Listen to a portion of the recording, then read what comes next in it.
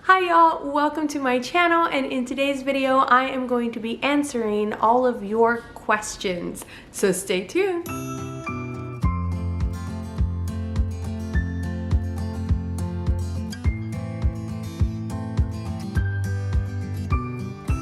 Alright, well, if you are new, welcome to my channel, Pursuing Peace. My name is Dina, and I am a homeschooling mama of 5 kiddos, 7 and under. And on this channel, I share my passions for Christ, for homeschooling, and for encouraging mamas in their faith and in this amazing, even though it's crazy and loud and it is still an amazing season of motherhood. So if you'd like to join me on this journey, then click the subscribe button down below, and don't forget to click the little bell icon so that way you get notified whenever new videos pop up. You can also follow us over on Instagram at Dina_Pursuing Peace if you'd like to get an inside glimpse on what goes on in this crazy house. Okay, so today I am answering all of your questions. A few days ago on Instagram, I put on my stories to ask me anything, whether it's homeschool or parenting or just questions about me, you know, anything that you wanted me to answer.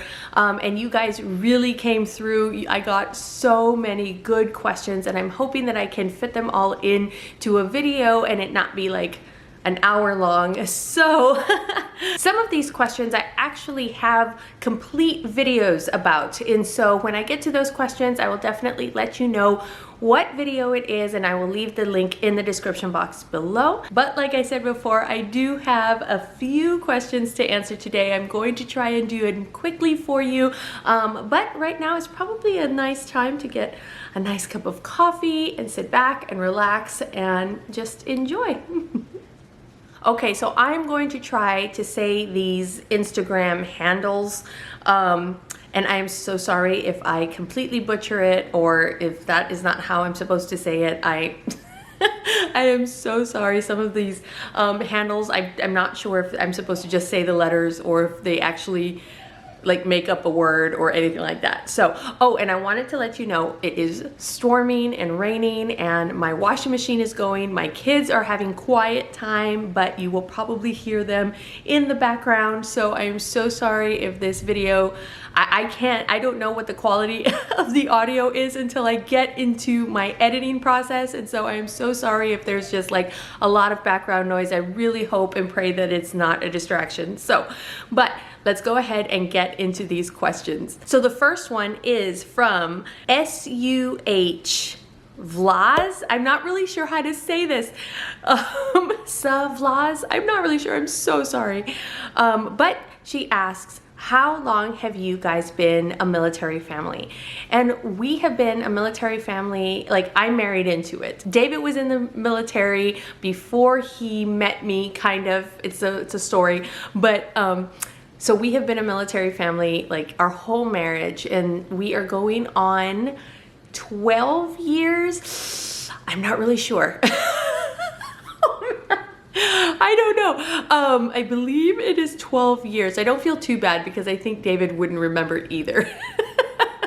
Yeah, we have been in the reserves. We have been kind of on active duty for just a little bit. Currently, right now, we are on active duty, so it's just kind of been a whirlwind. We have lived in, I believe, 9 different places in the last 11 years.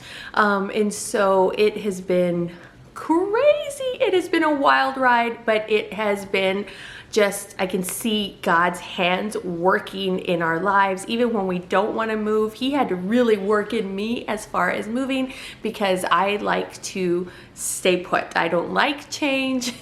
And so it has definitely been a sanctification process and a growing process that God has put me through. And I honestly, at this point, would not give it up for the world, because it is just exciting at this point to see what God has for us next and who He wants us to minister, or who will be able to bless us and minister to us whenever we do leave a duty station and move to the next place. So it has been wonderful. That was a long answer to your short question. We have been a military family our whole marriage, so going on 12 years. The next one is from Naomi Diaz. I think I could get that one right. And the question she asks is, how do you avoid mom burnout? And Naomi, this one is a big question. And in fact, this one is one of the ones that I have a whole video about. It's called How to Avoid Burnout. And I also talk about biblical self-care in that video. And so I will leave that down below because that is such a huge topic that I really don't think I would be able to do it justice in this short time that I have right now. But I will definitely link that below and go check it out. I would love to hear your thoughts on that video. So yes, the next one is from Alad M. I'm not sure. Sorry. Do you plan to have more children? I get asked this question a lot. Do we plan to have more children? Because it seemed like we were having children every year, and people that we know are kind of just waiting for us to announce that we're pregnant again. So the thing with that is we have always said that we are going to allow God to decide how many children we have. I honestly did not think we would have even this many. I don't know why I thought that we wouldn't. But we also believe that God gives us discernment, and He gives us wisdom, and He gives us freedom to make choices. But in that freedom, we are always seeking the Lord's guidance. And so with every child, we have always known that there was probably going to be another one. There's probably always just going to be another one. And then for some reason, with this fifth child, before I delivered the child, the pregnancy was fine and everything was going great. But for some reason, I just felt in my heart that maybe this was the last one. And without me telling David anything, he felt the same way. And that's one of our prayers, that if the Lord would talk to us, that he would make it clear to both of us without us having to actually say anything to each other. So that way we know that, okay, this might be something that we need to be listening to. And so we kind of both felt that way. And then after I delivered the baby, I had some complications. I have some health issues that I'm still going through right now, about a year later. So after the baby was born, I was still really praying, Lord, give me something. I need a confirmation because, I don't want this to come from me, because at that point I'm just so tired when you first have a baby. Then I developed something called HELP syndrome, which is preeclampsia. It's a form of preeclampsia, but it's after the fact. So it's preeclampsia, but it's, I guess, post-eclampsia because I got it after the baby was born.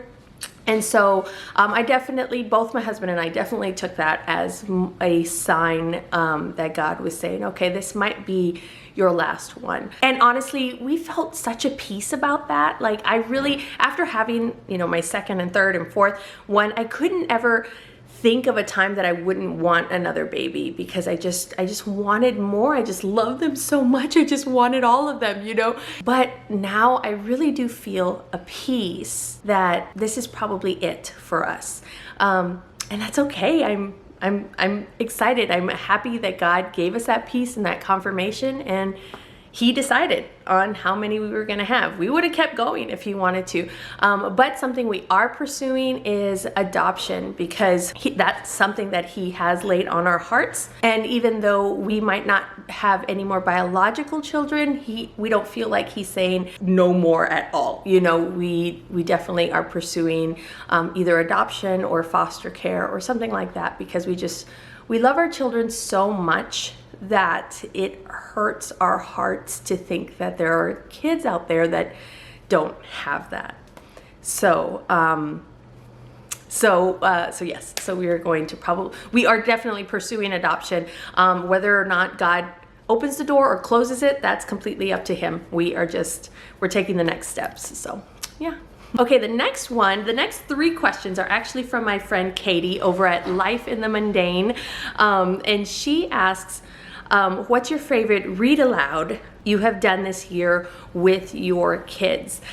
And I think I would probably have to say Jotham's Journey. And that one has been recommended by a few different people, including Megan over at Pennies and Salt, my friend Megan, and I finally just gave in because I had seen it so many places, and I'm like, okay, I don't have a Read Aloud for Christmas, so let's go ahead and get it. And you guys, it is so good. Oh my goodness, like we were so into it, and we actually started late, and so it went well into January, and we were just loving it. And every time a chapter would come to a close, we're just like, oh no, oh my goodness, how is he gonna get out of this? Or oh my goodness, what a connection to like Jesus, you know? And so it was just amazing. It is an amazing journey. So if you have not read Jotham's Journey, I'll leave it linked down below so you can read it. It is a Christmas story, and I believe they have a few different volumes, like, so there's a different stories. I don't know, so I will just leave all of those down below. We have just read Jotham's Journey, and I think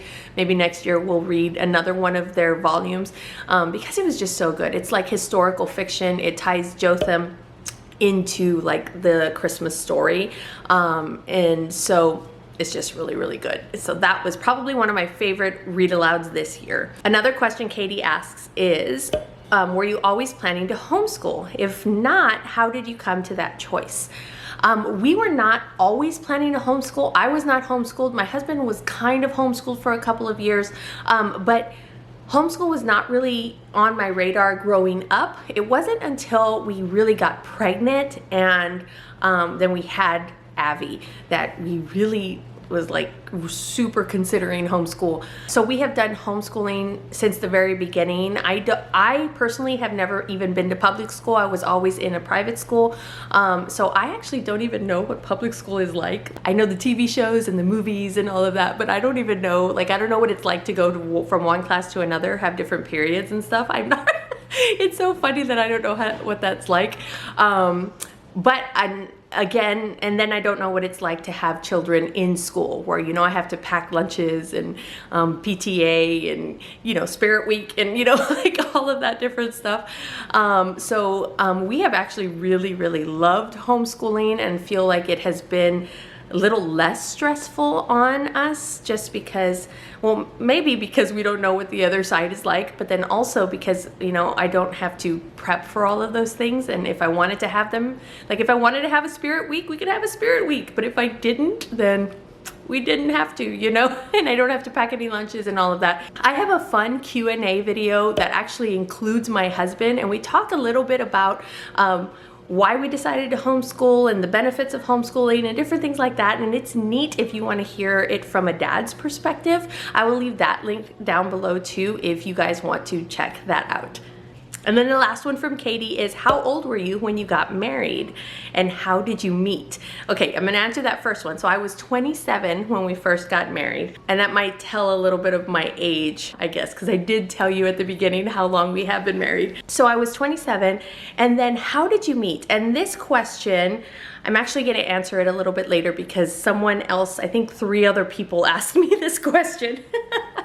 So I'm gonna answer that a little bit later, but thank you, Katie, for all your questions. You're always so good with the questions. The next question is from the Nifty Traveler. Okay, the Nifty Traveler, I was able to read that. Were both set of grandparents on board when you decided to homeschool? And yes, I'm going to say yes, because they really were. We have never had any negative feedback from either my parents or David's parents, and it has been such a blessing. I do think that maybe they had questions, you know, like, you know, oh, homeschool, why? And probably questions that even David had, you know, or I had when we first thought about it, you know, like, oh, well, how are you going to teach them this? Or how is this going to happen? Or are they going to be weird?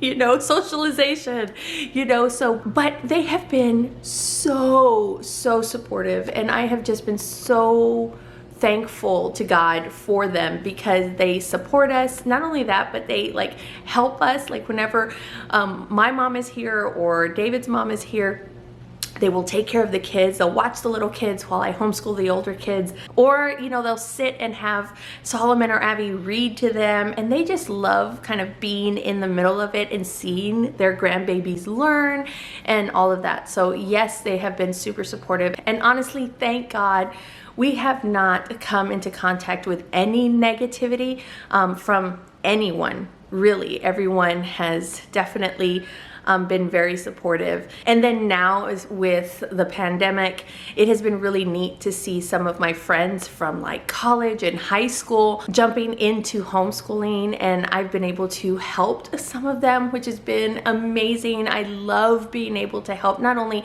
you know, friends that I've known in the past, but all of you guys. Like, I have loved being able to be someone that you can bounce ideas off of, or you know, just give you advice. And again, you don't have to follow any of my advice because I do definitely think that homeschooling, like, it's different for everybody, but it's been wonderful being able to help all you guys out, and to just be in this homeschooling community where I have learned so much from other mamas. So yeah, that was that one. The next one is, also from the Nifty Traveler. How often do your kids see their grandparents? My kids see their grandparents as much as their grandparents want to. Unfortunately, we don't now get to see them a whole lot since we are military and we move around. We are currently in South Carolina. My parents are in Texas. My in-laws are in Virginia. So it does take some doing in order for them to see their grandparents, but we call them on Facebook Messenger because we don't have Apple phones. Oh, I might have lost some respect there. We are Android users, but we call them on, you know, like, we video chat with them all the time, and we just love them. And we haven't done the thing where they go to their grandparents for the summer or anything like that yet, because my kids are still pretty small, but I feel like maybe that will be in our future also. Just because we are blessed with some of the most amazing parents, and we get along with each other so well, and it has been such a blessing to have that. And yeah. The next question is from Bren1024, and she asks, how long have you been married? And where did you meet your husband? Okay, so that was another one. So 12 years, and I will get to that other one because I think there was someone else who asked. And then the next one is from Jacqueline Singleton, and she asks, your favorite read alouds you've done? And I've already answered that one. So Jotham's Journey. I'm probably gonna say also, since you asked for multiple ones, The Good and the Beautiful has amazing read alouds. Like, we love all of those, and they're so just gentle and beautiful, and they're not like action packed, which is okay. I don't want my kids to need that all the time in their reading, but they are definitely really good, and they keep my kids' attention. So anything from the Good and the Beautiful library, I always recommend. But we also use Beautiful Feet books, and they have a few read alouds. And the one that we really enjoyed during Thanksgiving was Pilgrim Stories, and we really enjoyed that one. It's just stories about the pilgrims on their journey from England to Holland to North America, and how they met the Indians. It talks about the first Thanksgiving and Squanto and all of that, and we really did enjoy that because there was a lot of history in there that we didn't necessarily even know. I didn't know, and so it was really nice to see that and to see how God worked in their lives through that whole journey process. So that one, and I will leave that one linked down below so that way you can check that one out if you want to too. The next one is from VM24, and it is, how do you balance it all? I will be starting homeschool soon, but I have a 1-year-old. And then I'm not sure if that was the end of your question. I'm sorry. I don't know, Instagram kind of cuts off the questions and then I can't see the rest of it. So you have a 1-year-old, so you have a toddler in your house, and starting homeschool, and that can be super daunting to have a little one that you have to kind of manage. I do have a video about like tot school, what we do with toddlers, but also like toddler activities. I have 2 videos about toddler activity bins that you can check out that kind of might help, you know, as far as how to keep them busy while you are homeschooling. And so as far as toddlers go, it really is just a matter of figuring out what works for your family. Now, as far as balancing it all out, that is always a work in progress. Like, that is always something that I am trying to improve on. And there are different seasons in life. You know, when we have little kids, then it might take up a little bit more of my time as far as me running after them. And I might not get to do certain things during that time, or, you know, I might need to cut things from my life for a season, but it doesn't mean that it's no forever, you know? And so it's just a constant work in progress. Can you ever balance everything perfectly? I don't think so. Because once you do have it, like, yes, I think I've got it figured out, then something changes and now you're in a different season of life. So it is, like I said, always a work in progress, and just depending on the Lord to try and help you figure out what your priorities are at the time, because my priorities now are going to be different than my priorities in 5-10 years from now. So just trying to seek the Lord in that and seek his guidance, seek his wisdom to show you, okay, I might not be able to be on Facebook very much, or in this case, YouTube very much. And like I have gone down to 2 videos a month as opposed to 1 video a week because I can't balance it all. My kids need me. And even though, yes, maybe I can make 1 video a week, the question is, should I make 1 video a week? And for me, the answer was, you probably need to cut down a little bit. So I do talk about more of that and biblical self-care in that other video of how to avoid burnout. And so again, I will leave that link below so that way you can go and check that out. And I hope that helps. If you want to ask me more specific questions, then I am more than happy to help also. And I'm more than happy to keep answering questions and keep helping and keep praying for you guys too, because I know, oh mamas, I know this is hard. I know it's not easy.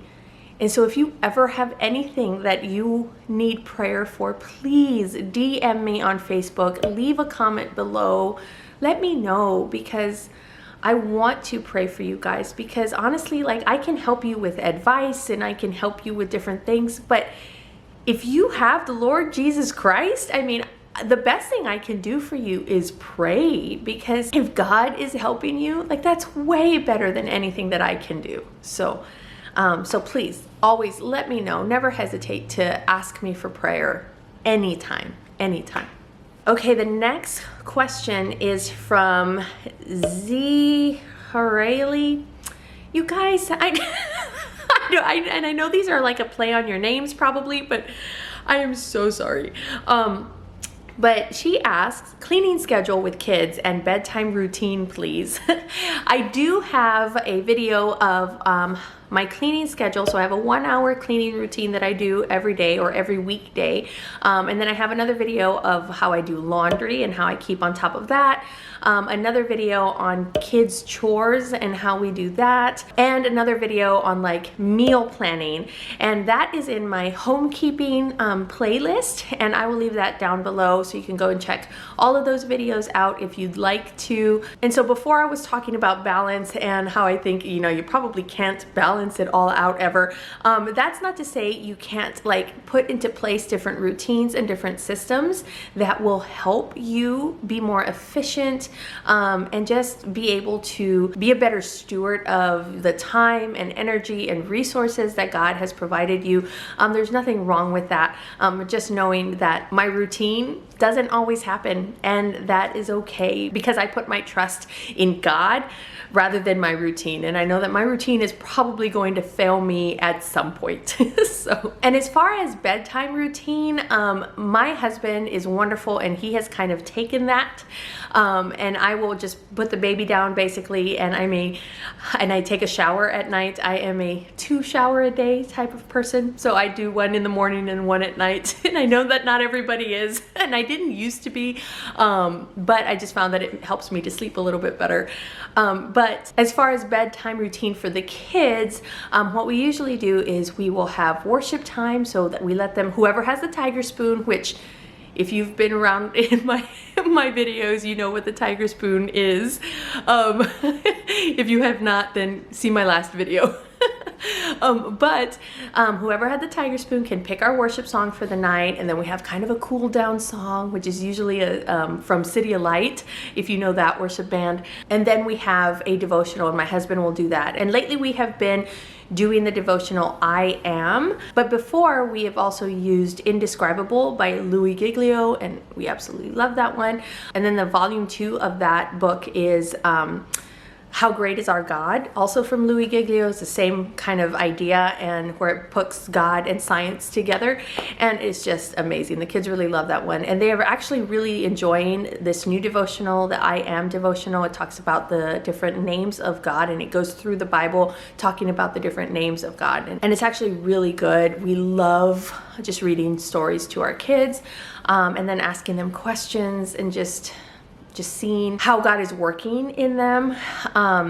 And so we do that. So we do devotion time, Bible time, and then we go off and start getting them to brush their teeth and go potty.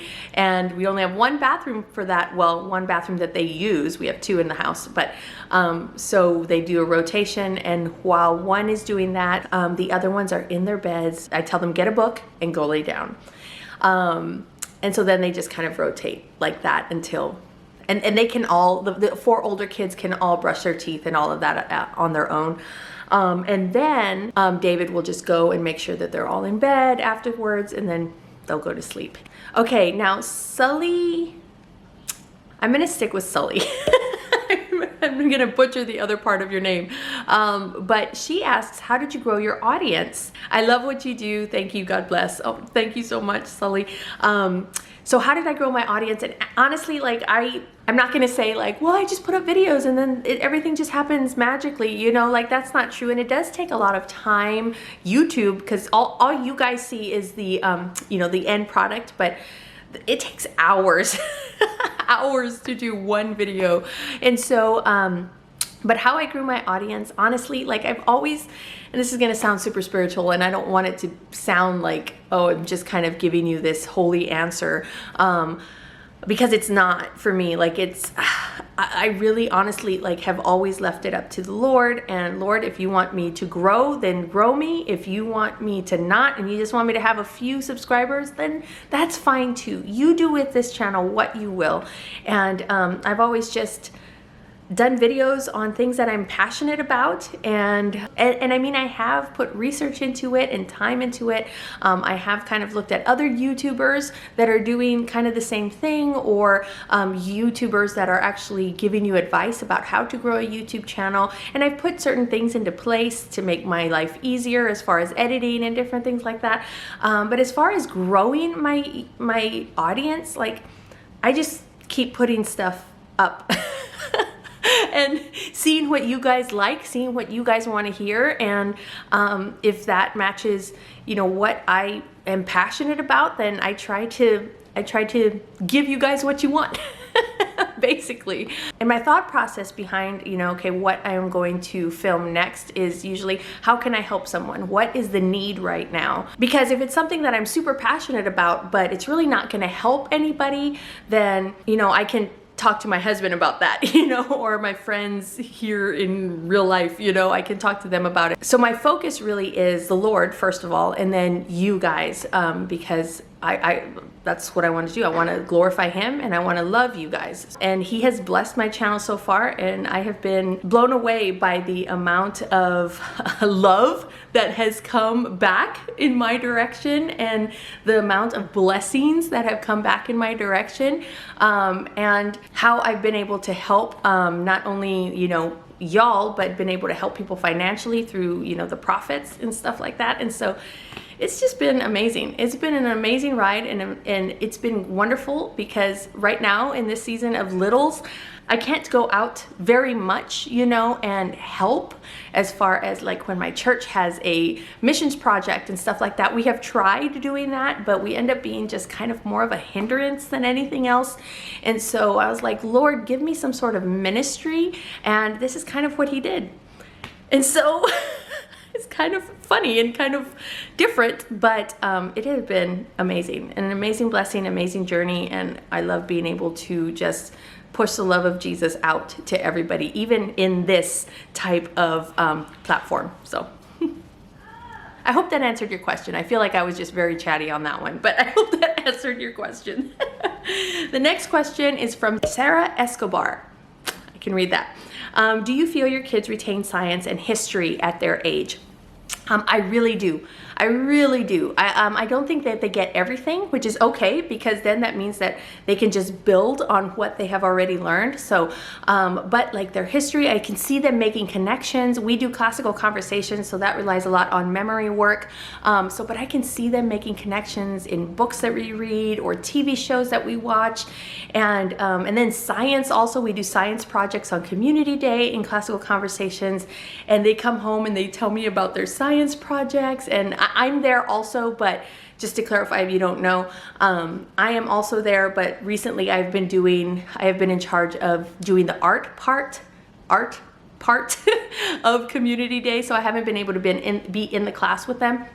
So they'll come home and they'll tell me, you know, oh, we learned about this and marbles and just we learned about volume, and you know, and they'll show me different things that they have done, and it's just so neat to see them. And they don't completely understand it, but they know it's cool, you know, they know that this is science, you know. And so what little they do retain is only like a foundation for them to build upon as we keep learning about these things and keep growing in them. Then if they already know, you know, the basics, then they can just keep building on that. They don't have to learn everything from scratch, you know, when they get to a certain age or whatever. So it's just been really neat. I really think that they learn a lot. Another question from Sarah. How do you care for your 1-year-old during school? So my 1-year-old still takes naps. We have a playpen because she is crawling around and starting to kind of walk around, so she gets in everything. Sometimes I let her get in everything. I have kind of child-proof things, but a lot of times I will put her in a playpen with a specific toy or different toys that she can play with, and kind of let her be for a little bit until she gets fussy, and then I'll pull her out. But she does sleep for an hour kind of in the morning, afternoonish, and then she'll sleep later on in the afternoon. So yeah, so again, that is kind of one of those things, like it can be a little bit different for different families, just depending on what you're comfortable with. So yeah, I will probably, I think what I'm going to do is I think I'm going to make some busy bins specifically for my 1-year-old. When I came out with my toddler busy bins a few weeks ago, a lot of you guys asked me what I do with my 1-year-old. And a lot of you actually asked me for busy bins for my older kids, which I actually kind of do have that. So I will be making videos about that in the near future. So make sure you're subscribed and hit the little bell icon so that way you know when those videos go live. The next question is from Bahan. I'm so bad at this. Bahan. You know who you are, girl. You know who you are. Favorite Bible study? Yes, this is such my favorite question. Okay, favorite Bible study. So I do BSF, which is Bible Study Fellowship, and it is amazing. And they are nationwide. I believe there are some even internationally, and they are groups of women that get together, and we are all studying the same thing. Right now we are in Genesis, and it has been amazing to go through Genesis slowly and with a group of women, and they provide questions. So you read a certain portion and then you answer questions, and they give you something for every day of the week, which is wonderful because I want to be in my word every day of the week. And so it is really good. And then we meet once a week in order to discuss all the questions. And right now with the pandemic, we are meeting via Zoom, but that's okay because it's actually really nice for me. I don't have to pack the kids in the car and take them and all of that craziness that happens with that. But yeah, so it's really great. Bible Study Fellowship. Look into it. I will leave it linked down below. But I also have a video that I did, gosh, a year and a half ago or something like that, about how to study the Bible on your own with just the Bible. And guys, this is how I really grew spiritually, was just diving into the Word. I didn't have any outside like devotional or anything like that. It was just diving into the Word. And so if that's something that intrigues you, I know it's something that intimidates a lot of people, and it intimidated me when I first started, and I grew up knowing the Bible, so it intimidated me when I first started reading. I'm like, I don't know how to do this. You just need a Bible, a notebook, and a pencil or pen or marker or whatever, any sort of writing device. And you can do this. And so I will leave that video link down below too, so you can check it out. It's so easy, and it just is so helpful as far as really understanding the Bible. So thank you for that question. I love talking about the Bible. And one of the last questions is from Kumi06, I think. How to keep marriage fruitful in the crazy schedule and them being gone. And then it cut you off. I think it said hubby is M ... I'm assuming hubby is in the military, and them being gone a lot is what I would think you were trying to get at. And it's hard. It's not something that comes naturally, but it's not something that's impossible either, especially if you have the Lord. And I know with their crazy schedule, because with the military, sometimes he works late, sometimes he goes in late, and so that changes our mornings. Sometimes he's gone overnight. Sometimes he's gone for a few weeks. Sometimes he gets deployed. And so it's just an ongoing struggle to be intentional about the marriage, kind of being, you said, I believe, being fruitful with the crazy schedule.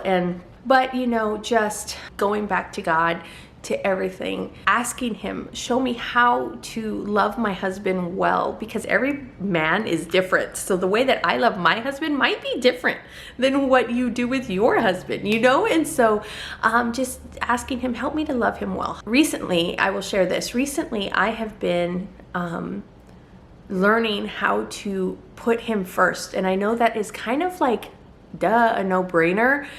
But it takes work to do that, because we are selfish beings.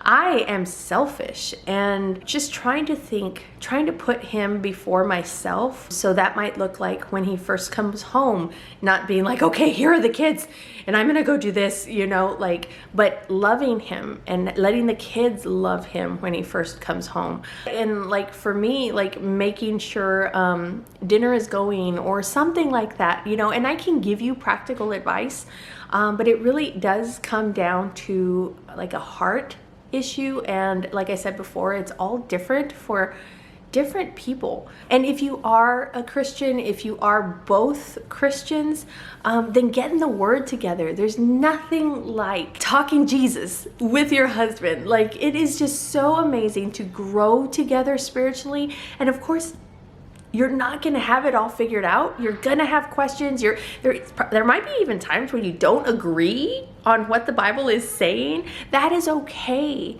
That's okay. God wants us to grow together. He wants us to grow in Him. And that is one way that we can do it. We can sharpen each other, because our husband is not only our husband, but he is a child of God, and he is a fellow believer. If he is a believer, he is a fellow believer, and he is our neighbor. We should love him. One of the biggest commandments that Jesus tells us to do is to love others the way that He loves them.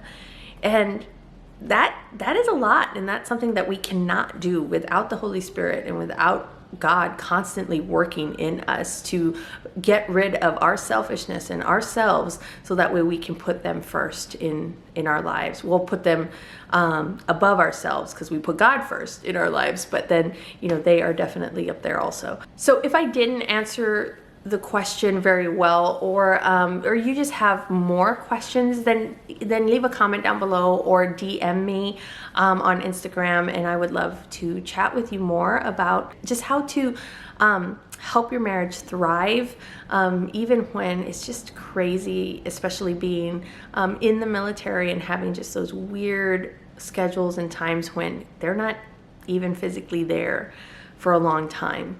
So I'd love to chat. Okay, you guys, so I just realized I have a whole mess of other questions in here. And so so I am actually going to stop this video here, and there is going to be a part 2 of this video coming soon, where I'm going to answer the rest of y'all's questions. We've got questions in here of like vaccinations and classical preschool and recipes and lunch ideas and toddler homeschool schedules. Oh my goodness. I did not even see all of these. But I did tell you guys that I would let you know how my husband and I met. And I think I might leave that for part 2, because it is a longer story, and I think we are already at like 40 minutes in this video as far as me recording, and so I don't know how much of that I'm actually going to cut out, so I don't want this video to be super long. So I am going to save that one for next time, and I'm going to answer the rest of your questions in part 2. And thank you so much, you guys, for sending me all these questions. I love getting questions from you guys. Comment down below, send me more that I can answer in part 2 if you would like. But yeah, so if you enjoyed this video, give me a thumbs up. Don't forget to subscribe and click the little bell icon so you know whenever new videos pop up. Follow me over on Instagram, and let's be friends. All right, you guys, well, I'm gonna let you go because I think my kids are done with their quiet time. But I hope you're having a blessed day, and I will see you in a couple of weeks with another video. Bye. Am I in focus? A few days ago I messaged y'all, like I know the TV and the movie shows. Everyone needs to go to the bathroom right now.